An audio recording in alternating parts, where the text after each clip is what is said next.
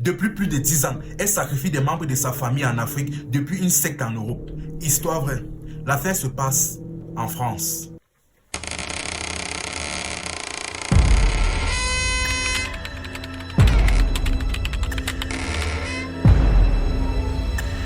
Déjà, voici une famille au Congo.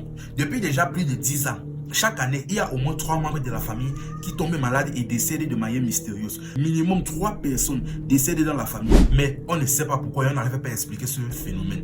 Déjà, voici la femme en question. Ici, on va l'appeler Vanessa. Depuis plus de 10 ans que la jeune femme est partie en Europe. Chaque année, ça arrive occasionnellement de faire de divers dépôts, cadeaux à sa famille. Mais depuis ces mêmes 10 ans-là, chaque année, il y a 3 membres de la famille, minimum 3 membres de la famille qui tombent malades mystérieusement et décèdent. Maintenant, tout le monde au début se disait que non, peut-être c'est un hasard, c'est une coïncidence. Parce que des décès, il y en a tous les jours. Sauf qu'il y a un oncle qui a fait le rapprochement.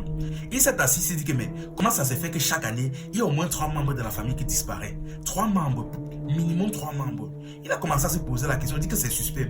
Et il a rassemblé tous les membres de la famille. Mais vous n'avez pas constaté qu'à chaque fois que Vanessa en Europe nous envoie de l'argent ou nous offre des petits cadeaux, il y a toujours quelqu'un qui tombe malade et disparaît mystérieusement. Vous n'avez pas constaté?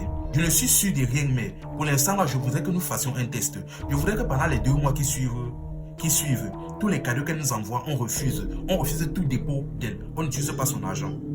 Dès qu'il a dit ça, chaque membre de la famille a commencé à se fâcher. Ils ont commencé à l'insulter. Bref, vous savez, dans les familles africaines, quand tu es pauvre, tu n'as pas droit à la parole.